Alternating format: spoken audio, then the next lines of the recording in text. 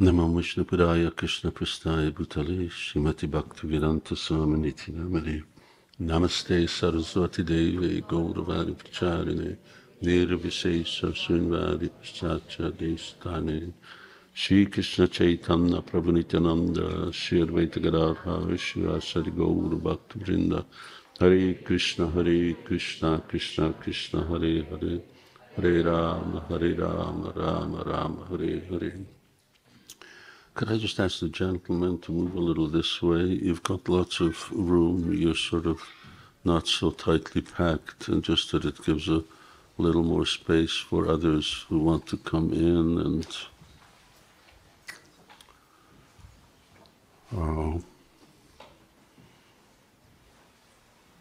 after Krishna killed Kamsa, and there was and he actually did because they were relatives. Krishna was related to Kamsa, and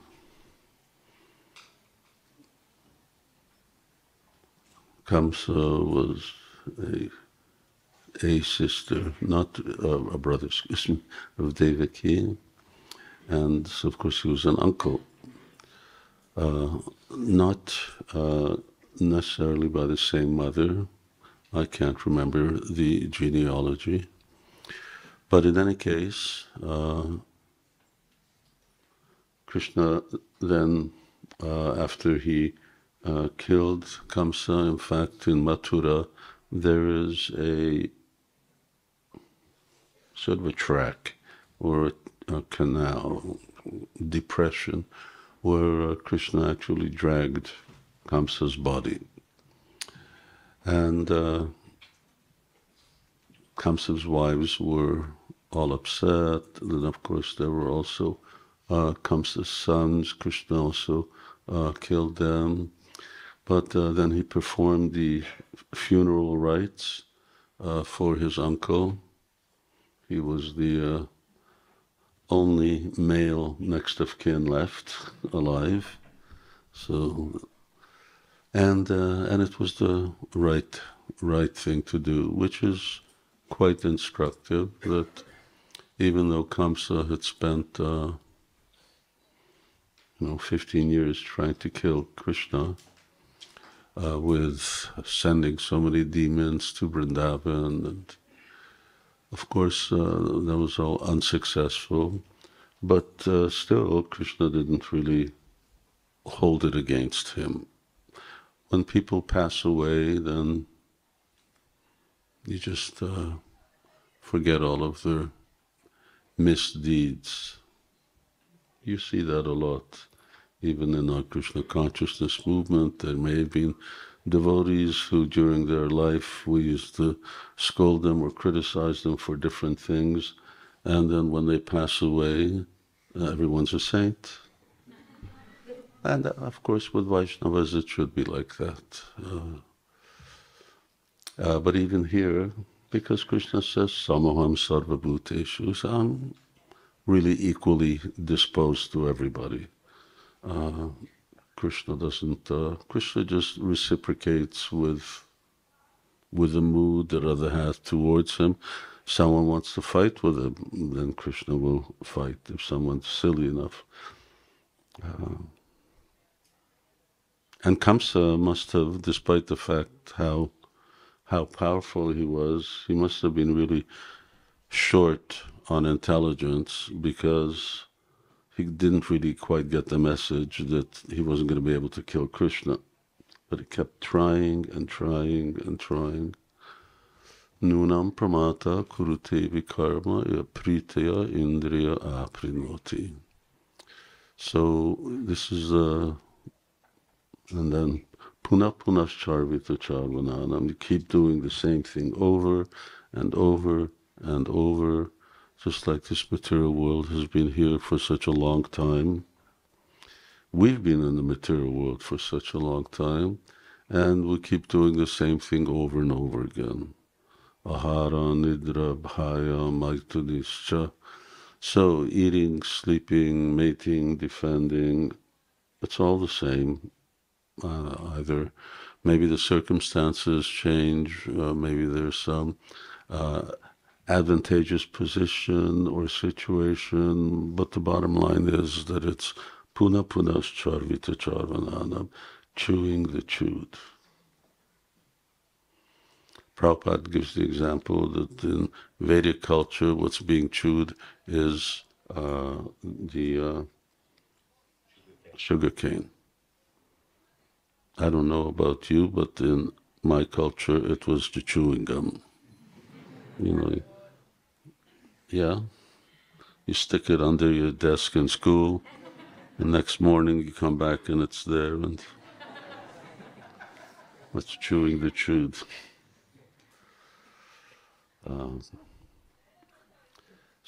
But it's the same. We just keep doing the same thing, and here we are also after Brahmanda Brahmadikonya. So wandering around the universe, and we've been everywhere. Sometimes try to convince people that they should come and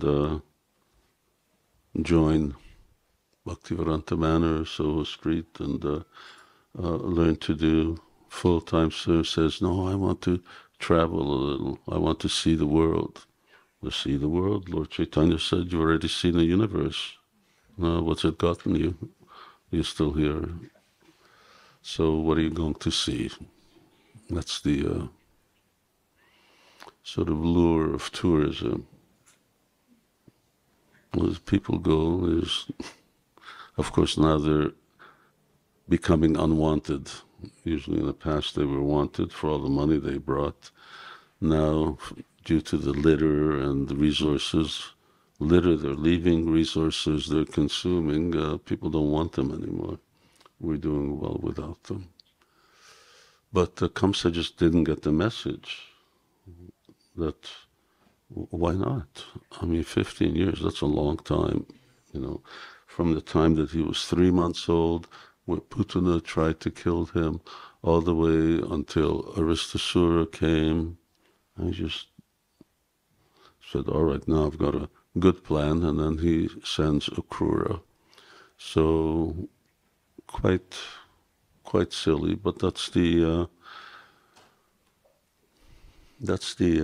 influence of the material energy, that it really makes a fool. It really makes a fool out of us. So when Krishna performed this ceremony, he did it out of duty as a relative, and then he enthroned Maharaj Ugrasen on the throne, which was interesting. Of course, that was the throne of Mathura. Ugrasen Maharaj wasn't actually the emperor of the world. That came to Yudhisthira Maharaj, and somewhat later on. In the meantime, Dhritarashtra was sort of ruling from Hastinapur. But nonetheless, after Ugrasen was enthroned, although he didn't want to, Krishna had to convince him, no, you should do this. And wondered, well, what will happen to me? Don't worry, I'll give you plenty of bodyguards. And if you read Krishna book, then by the time Ugrasen Maharaj got to Dwarka, he had quadrillion, more people than you could stand on the planet right now, side to side. So he had 10 quadrillion, whatever that number is. So you got millions and billions, and then trillions, somewhere the zillions comes in, and you have one of one of my so-called godbrothers, even during Srila Prabhupada's presence, this was one of the things he came to Prabhupada. He objected. He said, Prabhupada, it's not possible to have, you can't stand that many people side to side on a planet. And Prabhupada got very angry. He said, this is Bhagavatam says this. So he had this many bodyguards. That was just the bodyguards. So that's what part of Janmāṣṭamī is, that Krishna brings along with him this whole baggage of unbelievable and inconceivable things. And this was one of them. How does someone have so many bodyguards? I mean, they fit around his body. You only need so many bodyguards. Although you see that recently, if there's a shortage of bodyguards, then political leaders can potentially get assassinated. Those things were also going on in that time. When you read the end of the 9th canto, then it describes all the descendants and the subsequent kings of the world, even coming down to Chandragupta, Maharaj Chandragupta, and there were assassinations and the minister assassinating the king and so on. But after all of this had transpired, the residents of Mathura, they asked Krishna, they said, how should we celebrate your birthday, your appearance? And Krishna gives a whole list of things to do. You can find that in Hari Bhakti Vilas. Sanatana Goswami describes, and it's very lengthy. I've also put it in the appendix of one of the books. It's very lengthy. I don't know, it took 40 pages or something, all the different procedures. Of course, Srila Prabhupada had simplified those procedures, but still the essence is there, and one essence is, you better be there at Janmāṣṭamī. So for a devotee not to be celebrating, not to be present at Krishna's appearance is very inauspicious for him, for his family. On the other hand, there are many real positive benefits, such as just even in the country where Janmāṣṭamī takes place, there won't be any plague. And there won't be any misfortune, and opposing forces will not be able to conquer that country. So for Vaishnavas, and of course not only is it meant to be a fast day, but Krishna mentions that the fast should continue until the next day, if I remember right, fasting to the next day, and then as usual you feed Brahmins and children and women first, and then one can eat. But even actually that's not meant to be a feast until, anyway, it's in there. You want to look it up, then you'll see. And of course, when it comes to grihastas, then their duty to really donate bountifully, because what you give, then you get back. You get back multiple fold. So Krishna's appearance is very significant. Earlier I was speaking about that to some devotees. What does Krishna say? Paritanaya sadhanam vinasya chaduskitam dharma samstapanartaya. So I think most devotees know that verse. It has different interpretations, explanation, but Paritanaya sadhunam vinashacha duskritam dharma samstapanartha. Dharma samstapanartha. If you're talking about the principles of Dharma, Krishna doesn't establish principles of Dharma. Neither does Krishna kill demons. These things are actually done by Lord Vishnu. Lord Vishnu is the maintainer. These are activities of maintenance.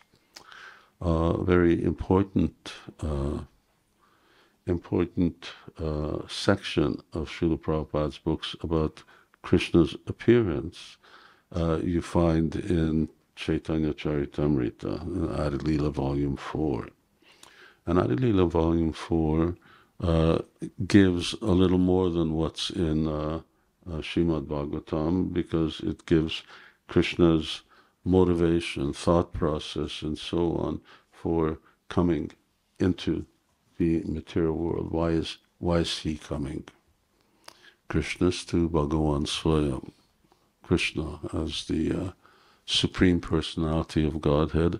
What is Krishna makes very clear that this business of maintenance, this is not his duty. He already expands as Lord Vishnu, and Lord Vishnu performs these activities. But Krishna's main purpose in coming is that he wants to show people, he wants to teach people, particularly devotees, paritanaya sadhunam. So he wants to save them from the misconception that he can be attained by regulated devotional service. I chant Hare Krishna because I took a vow to chant Hare Krishna. I read the books because Srila Prabhupada told us to, and I read the books. And I follow the vows, because if I don't, then I'm going to fall down and there'll be so many repercussions. These are not things that, if a husband tells his wife, well, I'm here with you because we got married and, I gave my word, so that's why I'm here. I don't think too many wives are impressed by that type of, maybe very dutiful, but it lacks something very essential. And what it really lacks is something that touches the heart, something that attracts the heart. Is when he says, I'm with you, whatever happens because I love you, then that's what everybody wants to hear. So when we're also talking about going back to Godhead, then it's a phrase that's very clear to everybody, because it's on the top of our logo to Back to Godhead magazine. We're going back home, back to Godhead. But how is it that we're going to get back to Godhead? And what does Godhead mean? I'm just looking at that picture, just looking at these pictures. These pictures have been here for such a long time. We spent a lot of time. I used to sit here at Japa in the morning, and used to see these wonderful pictures and under Srila Prabhupada.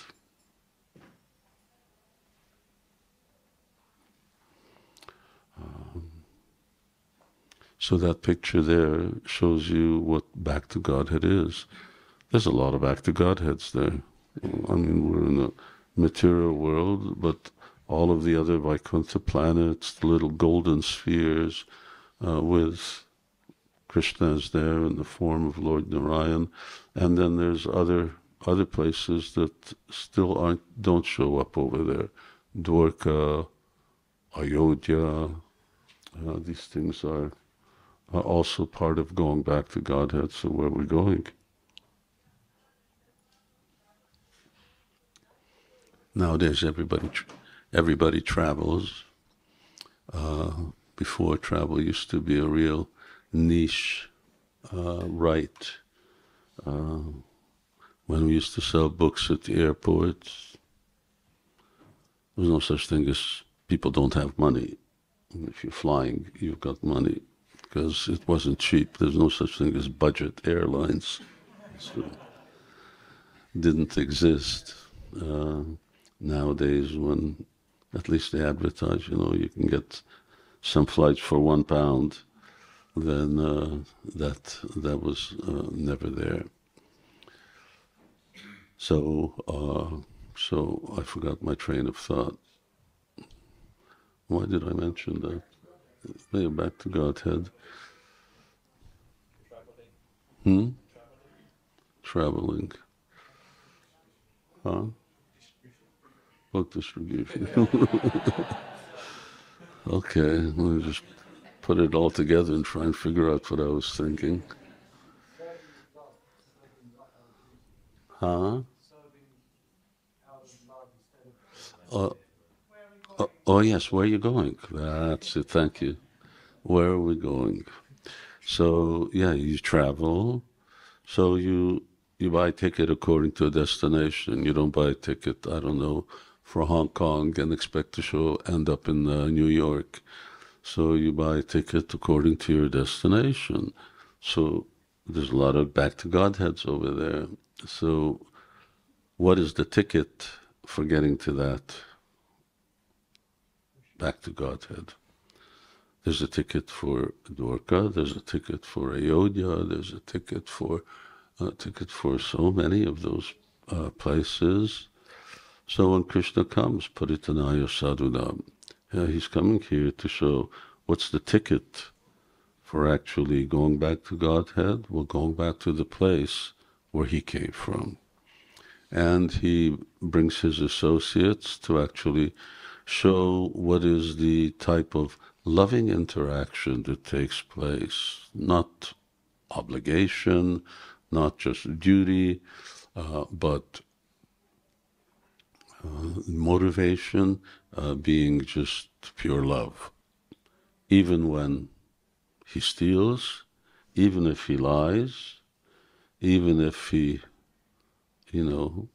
kills. We have this God who's just like, even from childhood, he's just killing one after the other, but it doesn't affect the attachment and the affection that people will have for him, that his devotees have for him.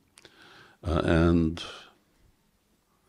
for instance, one example is also that which mothers can meditate on.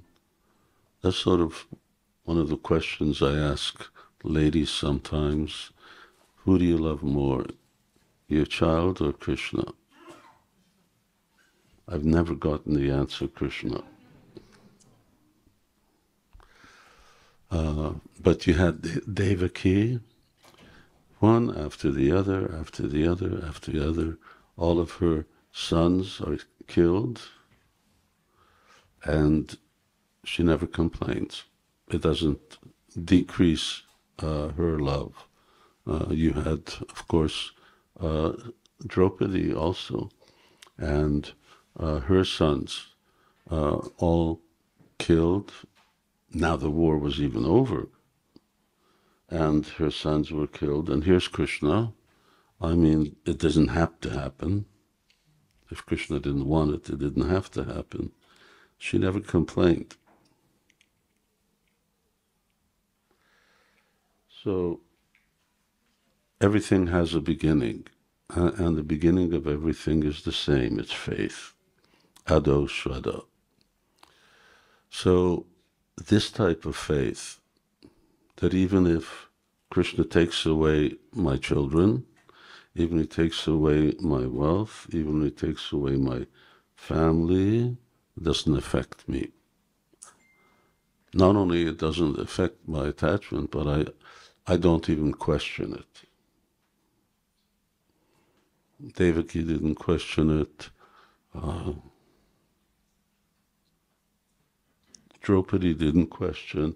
And there are so many examples of devotees who just accept. Tate chasi tata kuru. Krishna tells Arjuna that, okay, now you can do whatever you want. That's our freedom. I was just listening to a lecture Prabhupada was quoting. He said this is an inherent characteristic of the living entity that Krishna never deprives you of. Tatechasi tathakuru. Do whatever you want. Similarly, are we willing to tell Krishna, you do whatever you want? I'm fine with that.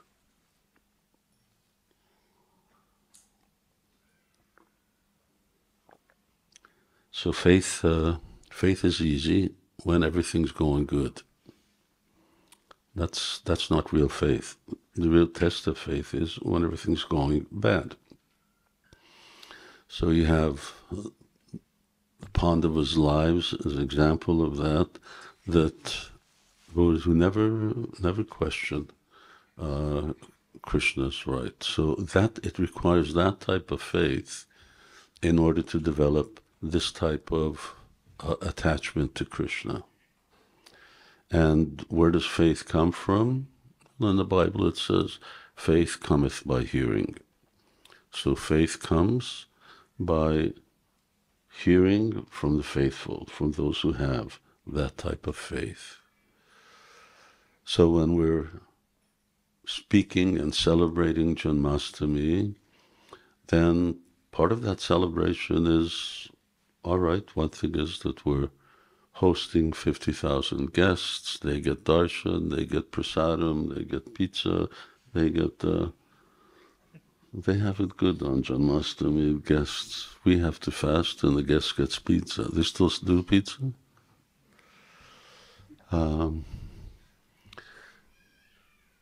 But there's also the first Janmāṣṭamī I celebrated here was in 1980. And we were parked just outside the wall on the Palace on Wheels. At that time I was sort of living in the Palace of Wheels. And for Janmāṣṭamī, we were just chanting and reading. There was, believe it or not, there was nobody here. This place was empty. Few guests came by. They looked in, can we come in? But aside from that, there was very, very minimal attendance. It was just, it was the devotees. And then things really accelerated quickly in the next couple of years. But that theme that yes, Janmāṣṭamī is one thing is to facilitate others, but it's also for our own meditation. What does Janmāṣṭamī mean to me? What kind of faith do I have? The stories of Janmāṣṭamī, which starts off with Krishna taking birth in Mathura, in the jail. We call it jail. Actually, it was the wrestlers' quarters. That was the so-called jail of Kamsa. And Krishna took birth.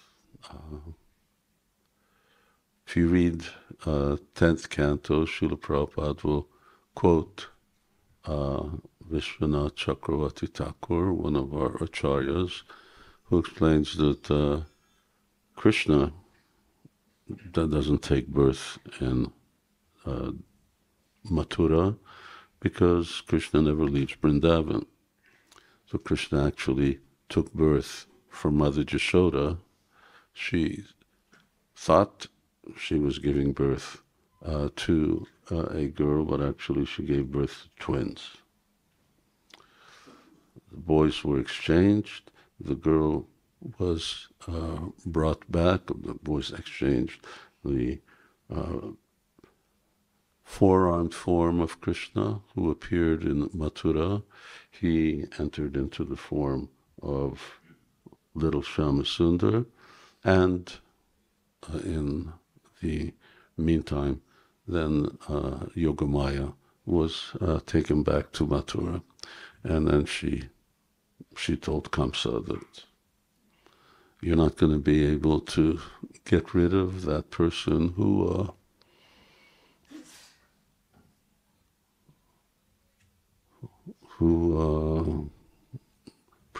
foretold that you're going to be killed, who's going to kill you. So these meditations, and what ticket are we buying? What's our currency?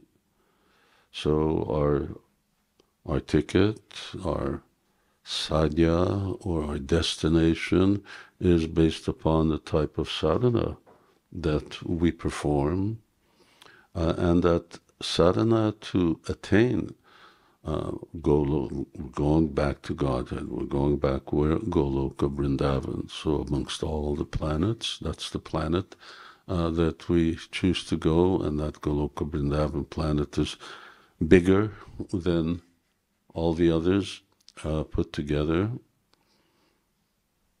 Whether it's bigger in terms of a measurement, although measurements are actually given, but it's here. It's not that it's just like Krishna is here. I mean, Krishna is here in the form of Radha Gokulananda. So, but Krishna is also here. He's everywhere. So, Hiranyakashipu asked Prahlad Maharaj, "Where's your God?" He says, "He's everywhere." Well, he is everywhere, and he's in everything. So there's no mystery about Krishna's presence. Similarly, Dhamnas Vidas Nirasta Kuhukam Satyam Param Dimna. So wherever Krishna is, similarly his Dham is also there. Krishna's not just walking on air, he's present in his abode. So that abode is also manifest. When Bhagavatam says, Krishneshva dharma pagate dharma jnana dabisaha, that when Kali Yuga begins, or rather the other way around, when Krishna leaves this world, and he leaves along with his Dham, it doesn't mean that he went up there. This idea that it's there, it's not there, it's everywhere. It just means that it became invisible. It became imperceptible to conditioned souls, or even to practicing devotees. Only perfected devotees will be able to actually understand that yes, Krishna's abode is everywhere. Anyway, but to get to Krishna's abode, then you have to have a type of faith, and you have to have a certain type of sadhana. And Rupa Goswami says that sadhana has to it has to be preceded by real attachment to Krishna. When people talk about loving God, but loving God is not such an easy commodity. Rather, we're trying to learn how to love God. So the general description of sadhana bhakti is kriti sadhya bhavet sadhya bhava sa sadhana abhida. So that by which you develop love. But the type of sadhana means the type of love. Nitya Siddha Krishna Prema Sadhya Kavanoy. So it's there within the heart, but it will awaken according to the type of association that one has, and according to the type of sangha that we have, then we will develop that type of aspiration, that type of desire. So our Gaudiya Vaishnava Sampradaya, in that sense, is different. There are Sampradayas. Why is there more than one Sampradaya? Because, just like why is there more than one airline? Because they're going to different places, or they may go to the same places, but in different ways.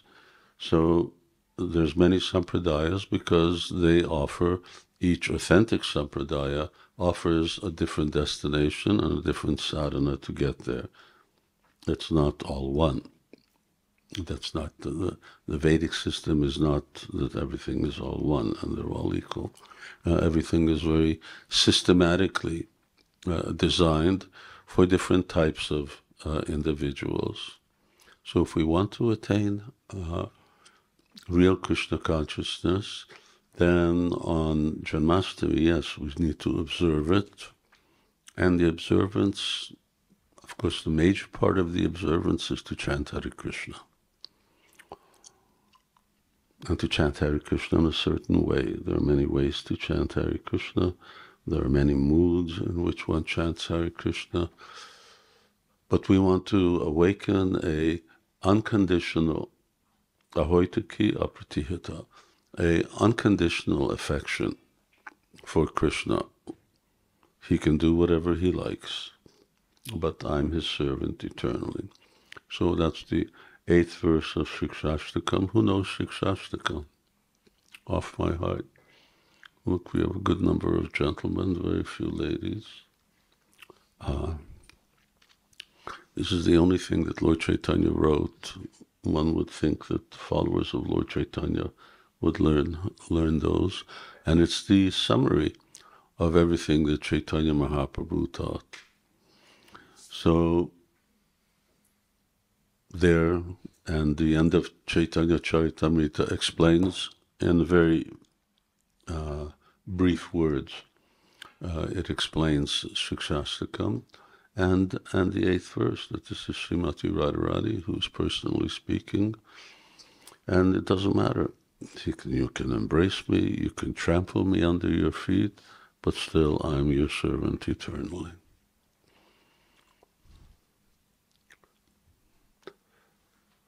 I'll stop there.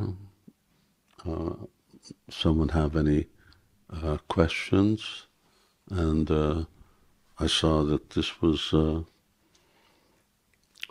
meeting was scheduled to go till 9:30.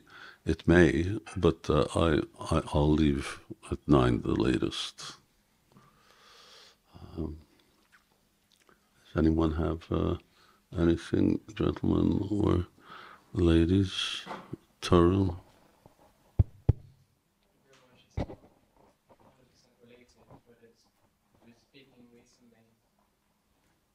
Recently or now? It's not exactly what you were talking about today, but you mentioned recently in podcasts that you were saying how when we perform devotional activities, we may think that we're performing the activity, but actually bhakti can't be created by our activity. It's actually becoming manifested due to our desire or something. I didn't quite understand it, but could you explain a little bit about that? Yes. Our activities as conditioned souls are material. Even if you come to the mode of goodness, but still it's material. But bhakti is spiritual. So you can't make something spiritual from something material.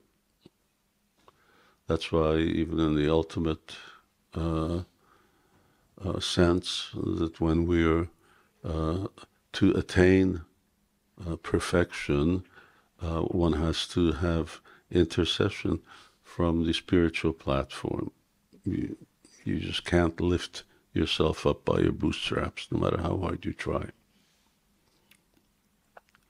So this is described somewhat in Brihad Bhagavatamrita, that devotees, when they engage in sadhana, and so I'm chanting Hare Krishna, but we know that we're chanting Namabhas at best, or Namaparad. So when does Shuddhanam, when does the pure name actually, when it manifests? Tunde tundavane ratin vitanati tundavali labdaye. So this is when you're chanting Hare Krishna, this is what happens. Rupa Goswami writes that beautiful verse. So when we perform devotional service, when one is actually qualified, devotional service manifests. Devotional service is part of Krishna's internal potency, and that internal potency manifests itself within a devotee's activities.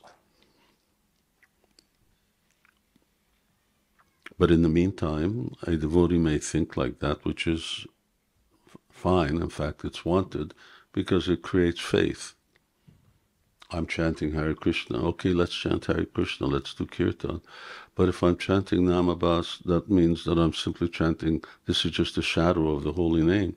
But there's a difference between the shadow and the real thing. But still we say, let's chant, because if you don't chant the shadow, you'll never chant the real thing either.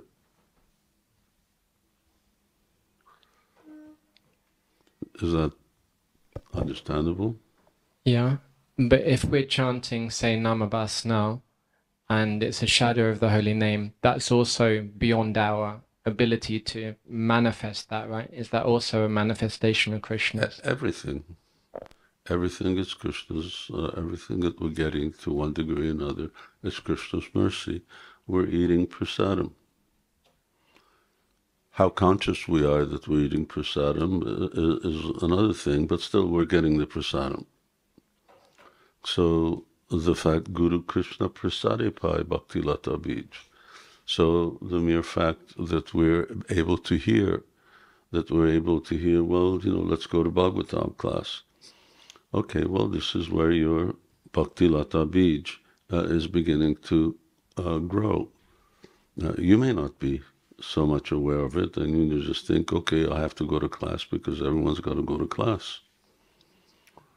So it's still, that's Krishna's mercy. Bhagavatam, hearing Bhagavatam, and we may not respond to hearing Bhagavatam in the way that some sages, say Naimisharanya, did, or when Shukadeva Goswami spoke, but still we're hearing Srimad Bhagavatam. So it's all mercy. The association of devotees is mercy, to be able to reside in the home of the deity, to actually see the deity. Here's Radha Gokulananda. That the deities are here is their mercy. Now, how much we're aware that Krishna's here, that's another thing. But it's his mercy that he's here. So yes, everything that we have is based on that very beginning thing, that somehow or another we're getting Krishna's mercy, generally through devotees. Who had? Someone else had? Yes, Mataji, can you speak? Yeah, my question was, Hare Krishna Maharaj. My question was associated to sanghas. You mentioned sanghas. Hare Krishna Maharaj. You mentioned sanghas, and to evoke the love within your heart for Krishna, to be in an sangha which is quite inspiring, but sangha these days are quite structured. And they're kind of like lengthy, and they already have like a set structure. So how does one choose to be in a sangha that's going to inspire you to evoke? Because there's not much choice there. Guru Krishna Prasade Pai. So the structure certainly teaches the fundamental teachings of Srimad Bhagavatam. And when you come to understand there's one type of sangha, which is the sort of systematic education. And there's something else which may be just very minimal or personal interaction with advanced devotees, which is not an issue of education, but it's an interaction of sajatiya snigdha, like-minded devotees, who have the same mood, the same goal for Krishna consciousness. And if one really has a desire, then ultimately Krishna will facilitate that. Otherwise, that same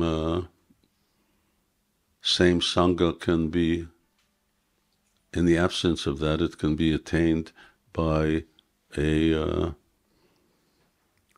systematic or a pointed study of Srila Prabhupada's books. Prabhupada's books are not, they're not reading matter, they're not like light material. They're things that require to be studied, but once you know what actually the purpose of those books are, and you study with that vision in mind, then you will connect with Srila Prabhupada's guidance and instruction like that. Guru Krishna Prasadipai, if Krishna's prasad, Krishna's mercy is there, when we need that guidance, Krishna will provide it.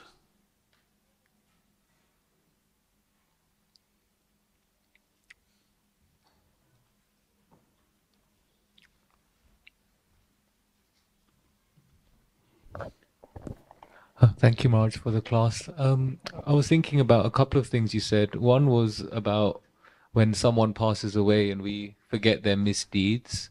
Naturally, we forget the misdeeds and they're a saint.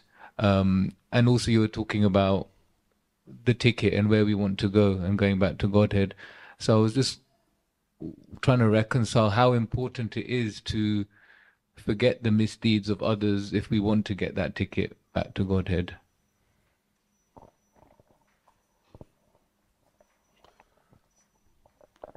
We don't want to be in a situation where we unnecessarily critical, where we sort of cross over a borderline.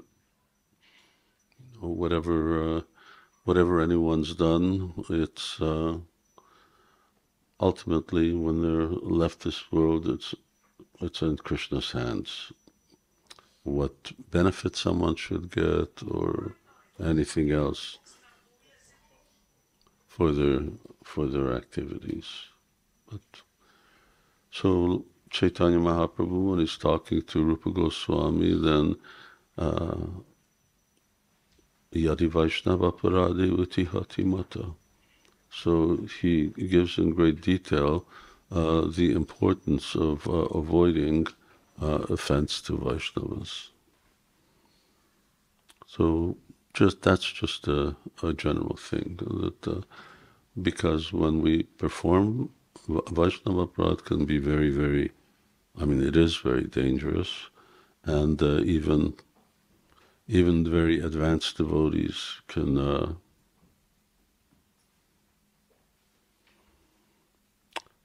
be demoted.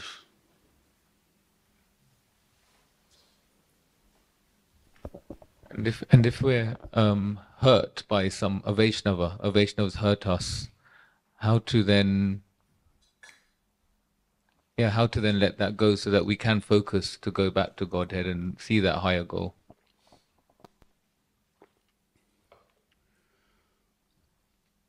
Right in the very beginning, when Parikshit Maharaj is meeting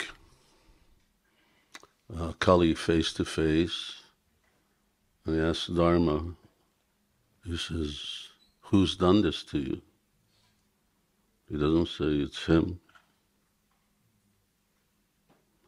So he says, some people say it's like this, some people say it's like that, but it's probably due to my deeds.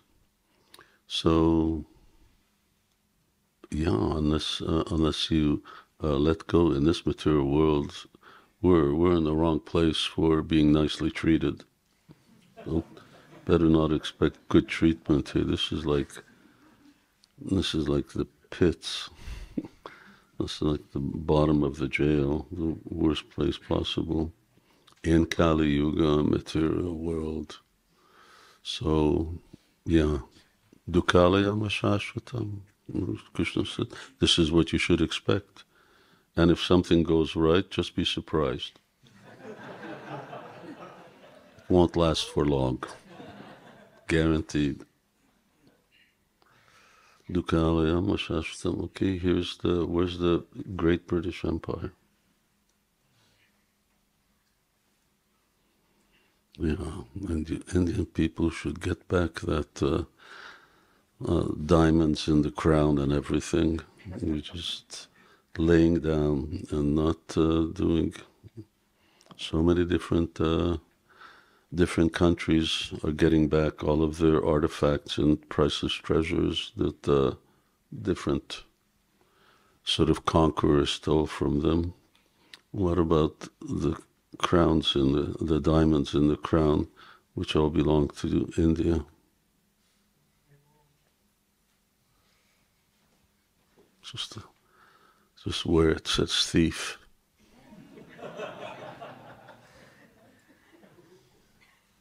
That's what they are, thieves. And that's what the thief told Alexander. You're a big thief, I'm a little thief. So therefore you're just because you're the powerful thief.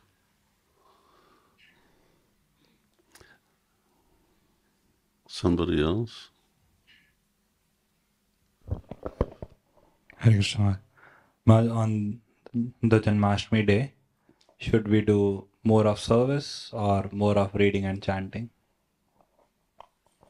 Well, I don't know if you're going to have the choice. People don't have a choice around here. But sometimes we do end up having choices. Huh? Sometimes we do have a choice, like we can voluntarily go and ask for service, or we can just choose to chant more. We should do as much as possible. We should do both. And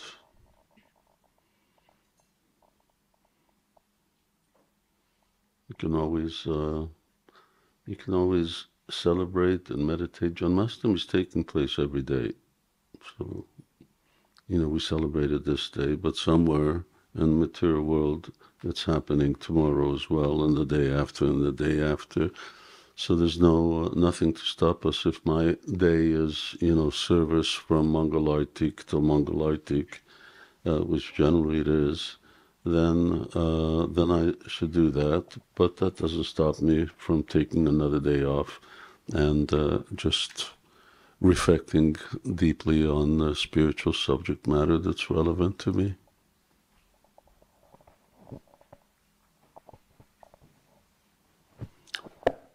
Everywhere.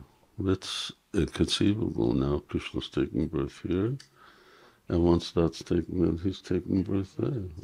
And he's killed Putana here, and he's killed Putana there, and it's just always going on. But at the same time, he's also Goloka.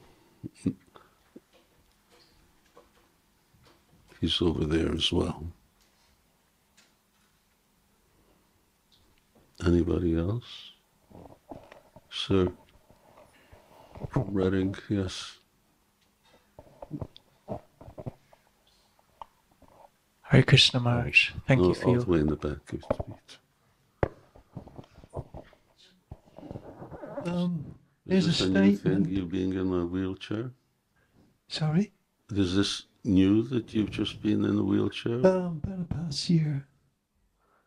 It's just something inextricably happened. I can't put a finger on it, but it did.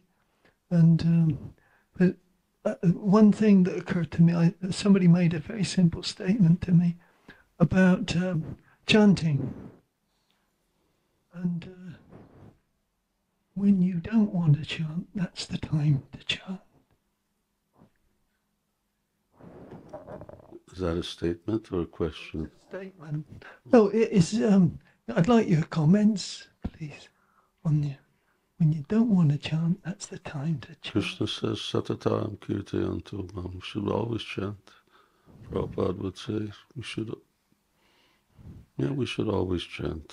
And even chant in our minds, chant in our sleep, but not wanting to chant, It's not a good sign, but the only medicine for it is chanting. Yeah, thank you. Yeah. And Namagana Sada Ruchi, that a devotee has a taste for chanting the holy name. And then when I used to sit there, different devotees used to sit. One of them was Gunarnava Prabhu. So his mantra was that I judge a man by his japa.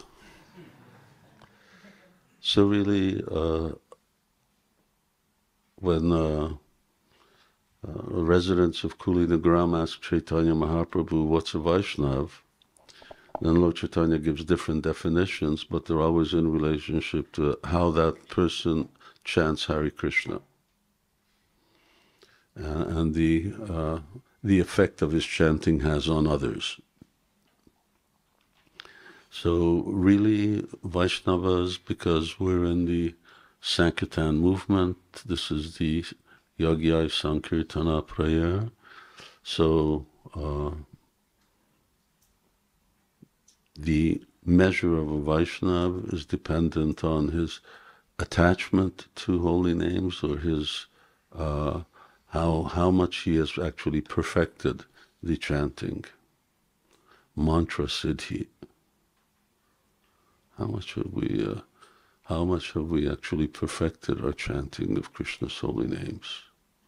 So to new devotees, their main issue is that my mind's disturbed and it's going here and there and so on. But meditation really begins when you're focused nonstop. That's when you get the result. When the mind is flickering and your attention wanders here and there, obviously you can't get the result of anything. Even, I don't know, if you're cooking. So if you're fixed on your cooking is one thing, but if you're not paying attention, then, I forgot to put in the salt, or so many other things can transpire. So chanting, and that's our most important service. So we talk about service or spiritual. It's all service, but the most important service is to chant. Then you had a question? Hare Krishna Maharaj, thank you for your talk. I think just on the brief note you mentioned personal realization and like personal reflection, especially on a time like Janmāṣṭamī.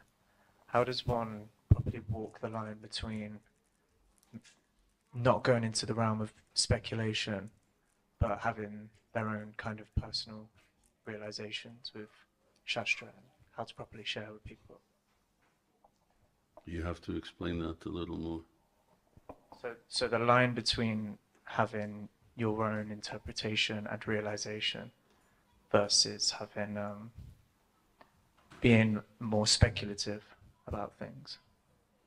Your own realization means? So to translate it in a way that you can take the philosophy and you can translate it to other people. That's all right, but it always has to have the same fundamental principles. It has to meet with our siddhanta, our philosophical conclusion. It has to have the right blend of tastes and so on. They can't be contradictory, and in that way devotees can present things in so many ways. I'm repeating what Srila Prabhupada said, but Prabhupada didn't say it the way I said it, and but the essence has to always be consistent, and for that is, it's like devotees, even Prabhupada's disciples, don't necessarily always have an agreement as to what Srila Prabhupada wanted. So we may argue about the words, but what was the essence? So I know, for instance, on the GBC at present, aside from Jayapataka Swami Maharaj, there's no GBC men who were personally trained by Srila Prabhupada. When we had others like Tamal Krishna Maharaj and so on, it was invaluable to have their presence because over and beyond sometimes the very opposite things that Prabhupada would say, they had a very often very good understanding of what was the essence of what Srila Prabhupada wanted.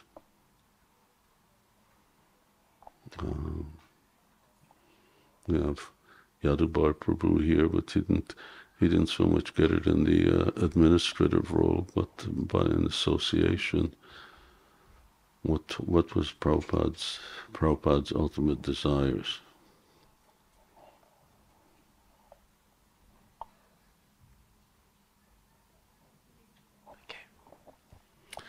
Well, we're sort of closing up, and curtains open at 9, right? Okay.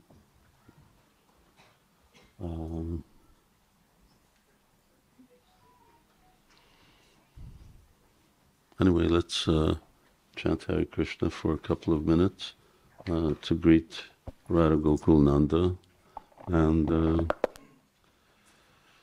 now that was something that especially young men and ladies can consider, is that you want to really celebrate Janmāṣṭamī, then why don't you give your life to Krishna?